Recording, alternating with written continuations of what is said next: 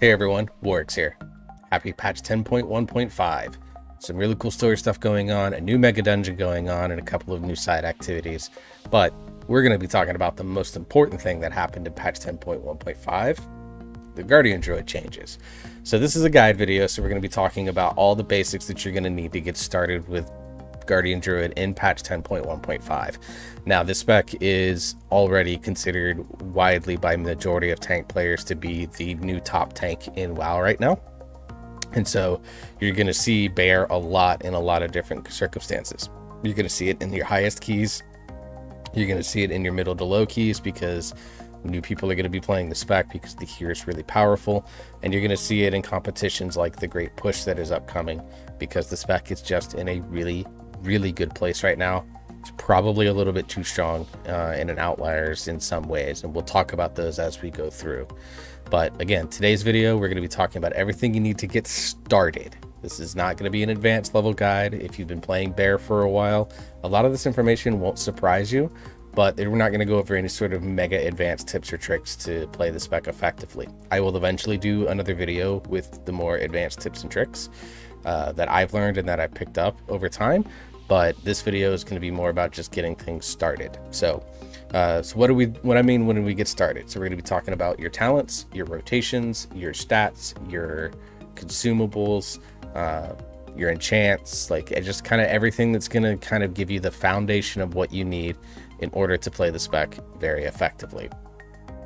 So let's go ahead and start with talents, and we're going to start with raid builds. Now there's actually two builds for each form of content. There's two raid builds, and then there's two Mythic Plus builds, and we'll kind of talk about what both do. I'll start off with probably the more widely generic build, and for raid, this is what I dubbed the Lazer build. So we're not going to go over all the new talent adjustments and things like that. I'm just going to focus on the build side. I've done videos in the past that talk about the talent trees and their current incarnations. So with this build, what are the major points that we take on out of the class tree? Heart of the Wild is actually in here. It is a pretty decent cooldown because you can pop it in conjunction with like your trinkets or your Rage of the Sleeper or your whatever the case may be to get that extra magical damage, because remember, Rage of the Sleeper does nature damage back. Bark Skin, when you pop it, does nature damage, pulsing. And then of course you have your Moonfire talents. So you get a lot of value out of Heart of the Wild early on. It's a 5-minute cooldown, so you can only use it generally once per fight, maybe a second use on certain fights, but really nice to pop at the beginning to get some value out of the spec itself. Other flex points, you can take improved Stampeding Roar and maybe move it to Nature's Vigil. However, Nature's Vigil took a extremely hefty nerf to the point that I don't think it's really worth the talent point anymore. Innervate is also a potential cooldown button that you could get rid of and move it into somewhere else. But the thing is right now there's not really anything else that is really worth taking over Innervate. So biggest talent change here is this talent here, Rising Light, Falling Night. Basically during the day you get increased damage and healing, and in the evenings you get 2% versatility. Since I imagine a lot of us play in the evenings, you're going to get that extra verse. Never a bad thing for bears in particular, who still very much like verse. Over in the class tree, so this build focuses a lot more on the arcane side of the tree, while still trying to take effect and take advantage of some of the more powerful physical damage talents. So as you can see here, the top half of the tree is no different. Thorns of Iron did move up here, and it's now become very easily accessible. It is an absolutely one of the best points to take in the tree because the damage is very free. And unless you're taking really big spikes of damage upcoming or anything like that, you're not really losing out on any damage above the 4 applications, because you don't really need to run more than 2, maybe 3 stacks on most raid encounters in Aberrus, the way it's set up. So other than that, the top half of this tree is the same. You're getting Maul, of course, Gore, Survival Instincts, Brambles, Mangle improved. Innate Resolve did get changed, gives you an extra charge, but it also increases the healing of Frenzy Regen based on you're missing health. So it gives it that sort of Word of Glory type effect that Protection Paladin has. This is very, very powerful. You'll notice that in this build, we do skip Dream of Cenarius. There's just not a talent point really that you can move about to grab it. And with Innate Resolve being as powerful it is, and you have multiple healers going for yourself, then this is a talent that kind of doesn't really, it's overkill in the sustain. And you can use that point to better off get something like Twin Moonfire, the second point in Fury of Nature, things of that nature. Of course, you grab Berserk, you grab Gory first, Survival of the Fittest with After the Wildfire, just good off healing for your tanks. In smaller raids, this is actually really good because you can do big raid-wide healing effectively. You grab Soul of the Forest still, Vulnerable Flesh into Tooth and Claw. And then down on the bottom of the tree is where we see kind of some of the major changes. You get, of course, your 2 Berserk talents. You grab both points of Fury of Nature, Circle of Life and Death to make your Moonfire ticks more. Rend and Tear is here because it does give you that damage reduction and increased damage to them by 6%. When you 3-stack Thrash, that also does affect Moonfire. So it's just more damage into Moonfire.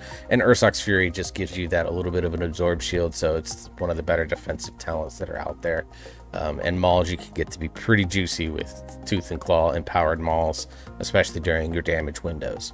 Of course, you still take Incarn and Ursoc's Guidance to get Incarn's cooldown down.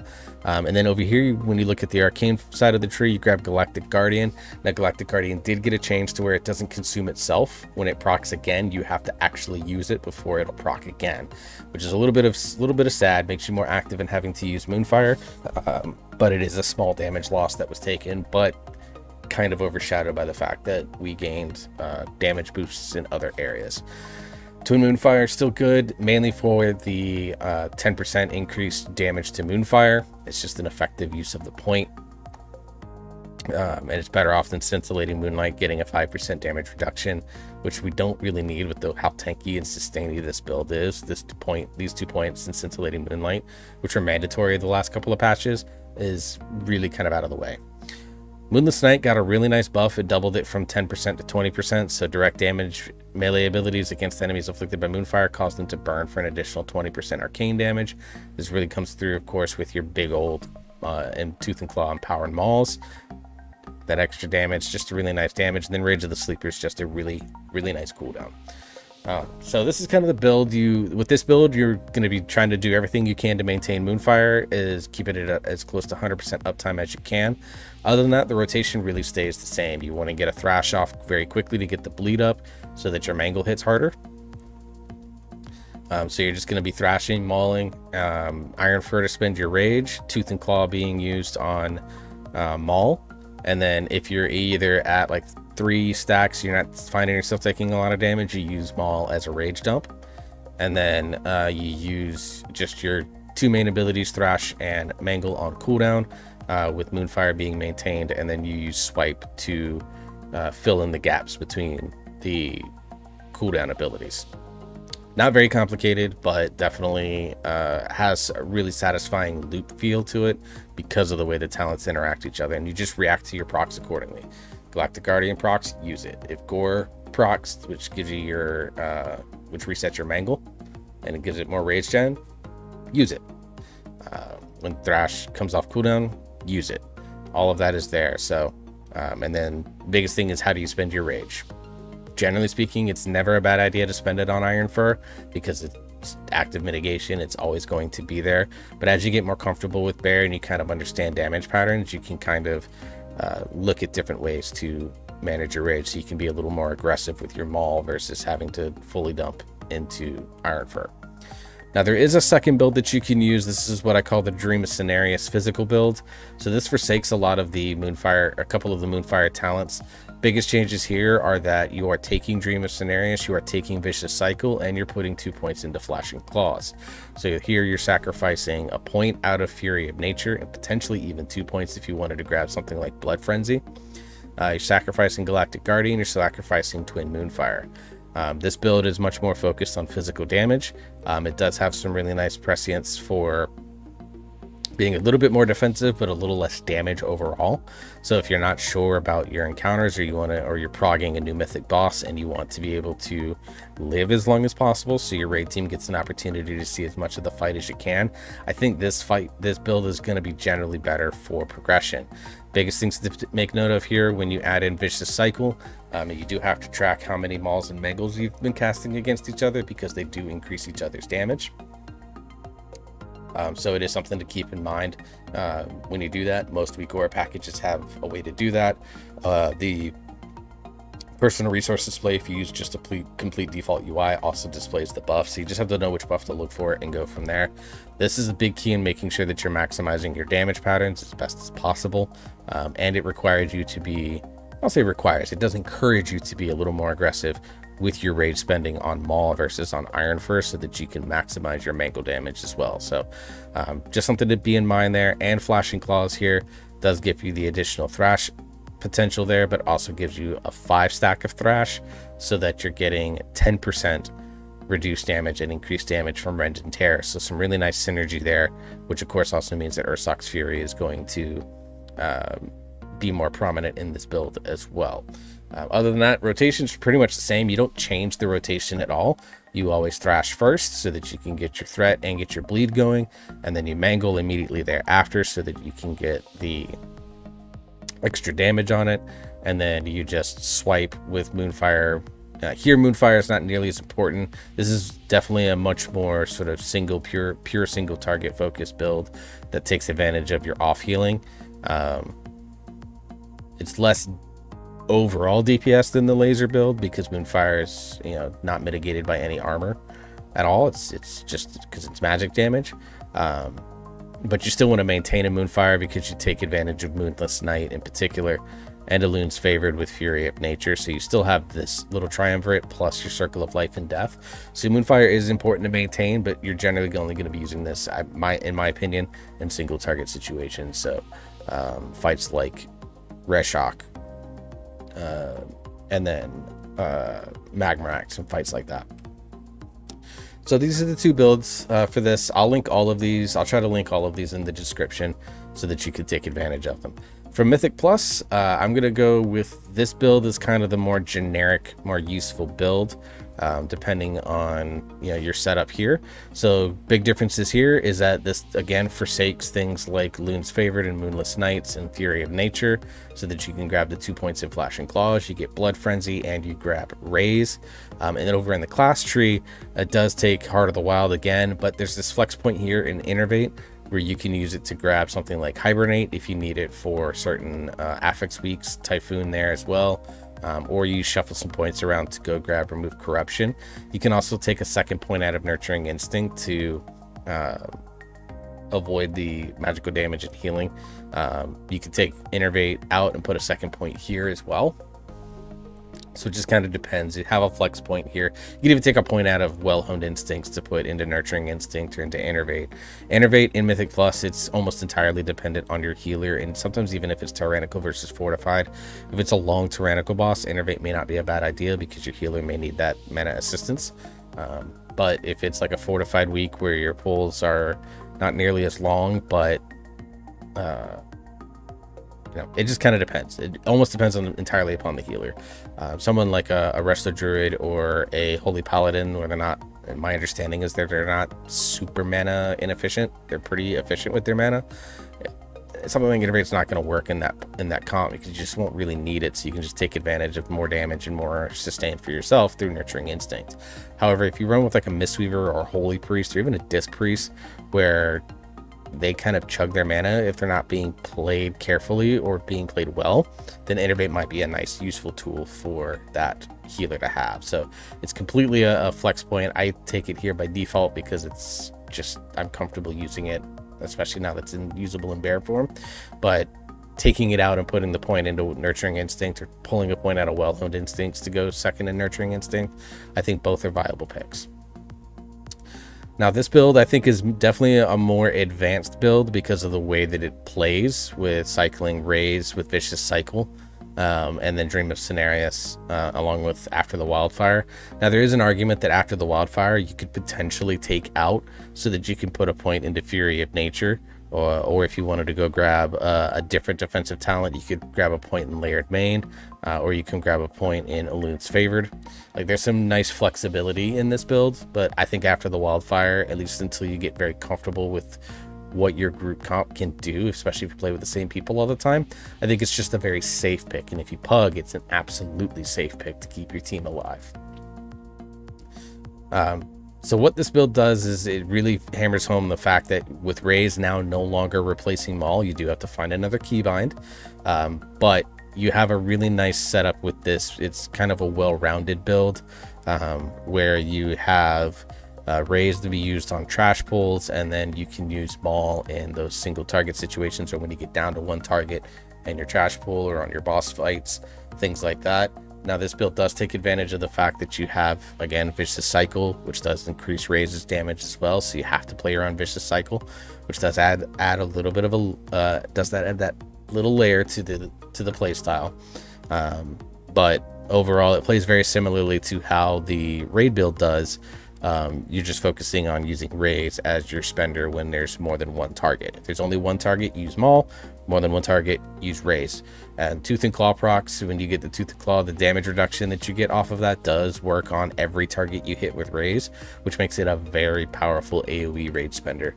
And in certain pulls, if you go big enough with Incarn, you can really maximize DPS. I did the new Mega Dungeon completely blind and had a pull where I did around 200k DPS, or I peaked at 200k DPS, because I just had Incarn plus Vicious Cycle with good Raze procs, good use of Mangle to hit multiple targets during the Incarn, and it was just a really, really nice damage flow for me. Plus I had an Aug Evoker, so I'm sure that helped a lot too.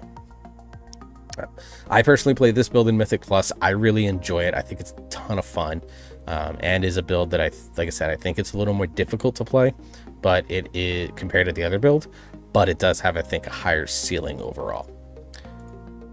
And then there's the M plus damage build. Now this build is kind of dangerous in some ways, because it focuses really heavily on Moonfire damage.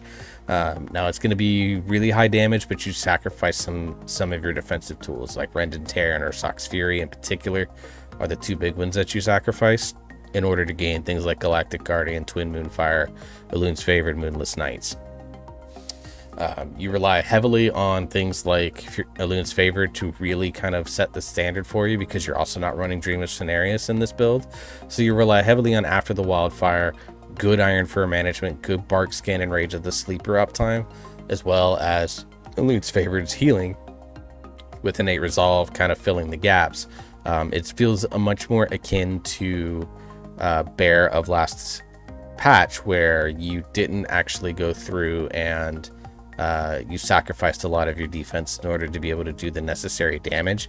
Now you have some better defense tools, especially with this 2% versatility. Again, Nature's Vigil can be moved around into something like Nurturing Instinct. Heart of the Wild can be pulled out to go into Nurturing Instinct. Same with Innervate. Like, you could easily do something like this for this build, where you take away the Innervate and get the Nurturing Instinct. I think that's actually the play here on this side of the tree. So I'll apply those changes so that you maximize your Moonfire damage. This build is designed to best offense is good defense. So this is not a build that you would take in I don't think you're going to run if you're pushing extremely high keys. But if you're doing fun keys, or you're helping a friend out maybe with a lower key, or you're helping your guilds out with a lower key, and you just want to play a little bit of a different style, I think this build does work really well. Or if you want to test yourself on how much damage you can do before, or how high you can go before you need to switch to a more defensive oriented build, play this, see how high you can go, and then go from there. All right, so that's the 4 talent builds. Again, I'll link them all into the description below. If you have any questions about them, leave a comment below, let them know about that. Like I said, the rotation for Guardian Druid is pretty straightforward and simple. So I'm going to switch once I get down in here to the physical damage builds, because it's just simple, straightforward. That's the bank. Why did I go there? I'm an idiot. Anyways, the rotation hasn't really changed a lot. You're still only really focusing on certain items being on cooldown, and then using your rage accordingly. So I'm just going to come over here to this tank dummy here, and let me switch the build to we'll just do what I call the dock build. So you still use Moonfire as a good pulling tool. You can also use it just as a way to maintain some damage and things like that. So you go in, pull this. See, I thrashed there, got the double stacks. You can see I got a proc, so we're going to use that to get this going. Iron Fur, because I am taking damage here. So you can see I got 2 stacks. You do want to use your cooldowns basically on cooldown here. We'll talk about Incarn here in just a second, but you can see with Vicious Cycle, and I got a Dream of Cenarius proc. I'm not taking a lot of damage right now, so it's not necessary. But you can see here, Vicious Cycle, 3 points there. You get 1 there. Keep your Iron Fur maintained. Like I said, the basic damage rotation is not complex. It's Thrash to get a bleed up, Mangle, swipe in the gaps, use your Iron Fur to maintain at least 1 stack as much as humanly possible, and then maintain a Moonfire either as a pull tool. With this build, you don't really have to maintain it at all in some cases because your arcane damage is very, very little of what you do. But I like to maintain it at least on a priority target, and in certain dungeons it's useful for pointing out like a target swap or anything like that. With Laser Bear builds, Moonfire obviously becomes a much higher priority. You want to spread it as much as humanly possible, but beyond that, you're not really looking at anything that's complex. Bear is not hard to pick up and learn to play. The intricacies of Bear come from managing things like Vicious Cycle and determining exactly how much you can pull when you have your big cooldowns up. Now, let's talk about Incarnation. So Incarnation Guardian of Ursoc, to kind of run it down real quick, basically gives you all the benefits of Berserk. So you're getting here where you get your cooldowns reduced by 50% on Mangle, Thrash, and Growl. You get rage cost of Maul reduced by 50%. You get haste, 15% haste, so you're getting only 20 rage, mauls, and raises. And then here you get Iron Fur reduced by 50%, so 20 rage Iron Furs, and Frenzied Rejuvenation doesn't go on cooldown. You always have as many to use as you need during a 30-second window. So what you want to do with this within an Ursoc or within a Guardian of Ursoc Incarn thing is basically rotate Thrash and Mangle as much as humanly possible.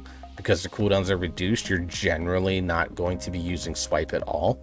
If you're in a more physical based build, then you don't even Moonfire. So for example here, and then you want to use of course your Rage on Iron Fur, and then because Raise is so little cost, you can do that here. So let's look here. So I'm going to go right into it here. So you can see I got that raising. See, this is not even using Iron Furs in between. But you can see right here, I'm basically cycling that, and then my dots go down.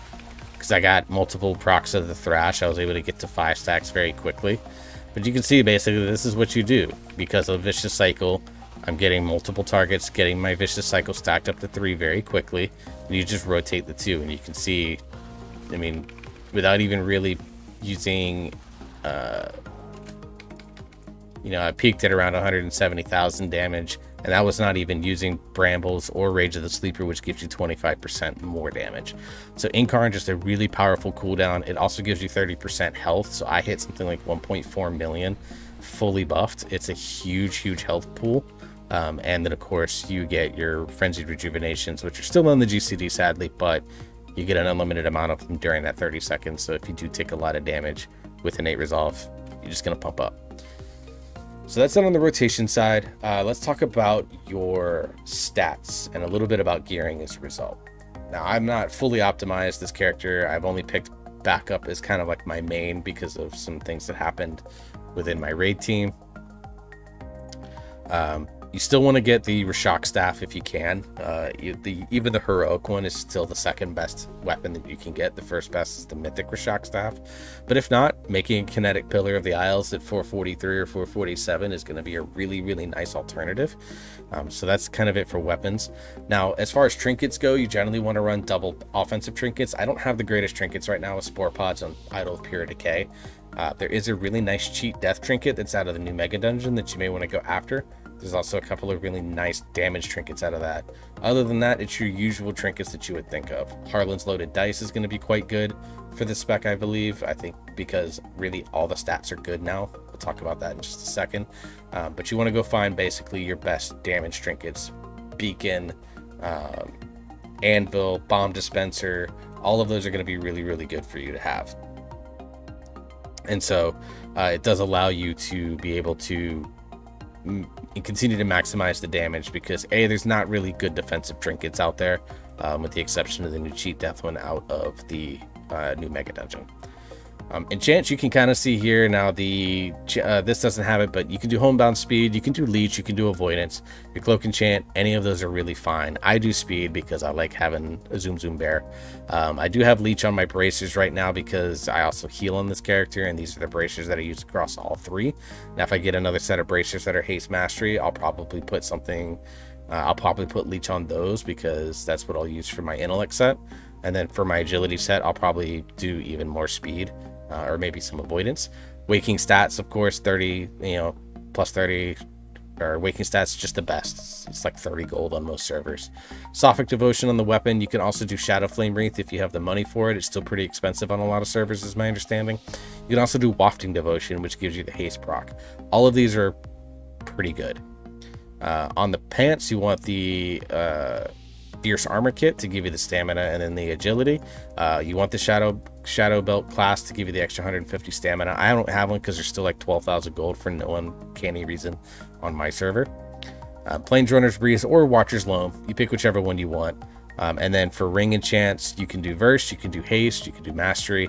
I think any of those are fine. Most Guardians, you're going to see them doing either Haste or Verse. Most of them will likely be Versatility because they'll have a decent amount of Haste. So that's kind of the way that you would set up your enchants. As far as your other consumables go, you're generally going to use Howling Rune to give you the extra haste on your weapon. You want the Deliciously Deviled Eggs, which gives you main stat or a feast. If not, something like the Aromatic Seafood Platter is a fine secondary, cheaper option if you'd like that. It gives haste and versatility. For your gems, you're going to want to do a combination of, I do haste mastery on these, but you want primary stat plus verse. So the Illimited Diamond, I ran a haste one because, again, I play with Moonkin and Resto Druid, which value haste a lot right now. So you want high verse, low haste, or high haste, low verse if you're a bear one trick. That's generally the gems that you're going to want to see. And then, of course, you want your other consumables as normal, your refreshing healing potions, your invis potions if you need to use them for any particular reason. And then you want File of Tepid Versatility in all situations for your file. You can use Glacial Fury and Mythic Plus to sacrifice a little bit of the defense for a little bit more damage, but the difference is so minor. And for me, I know Tepid Versatility Flask are significantly cheaper than Glacial Fury is. So you can take advantage of that. In terms of crafted items, what items should you craft? Weapon if you don't get Rashok Staff.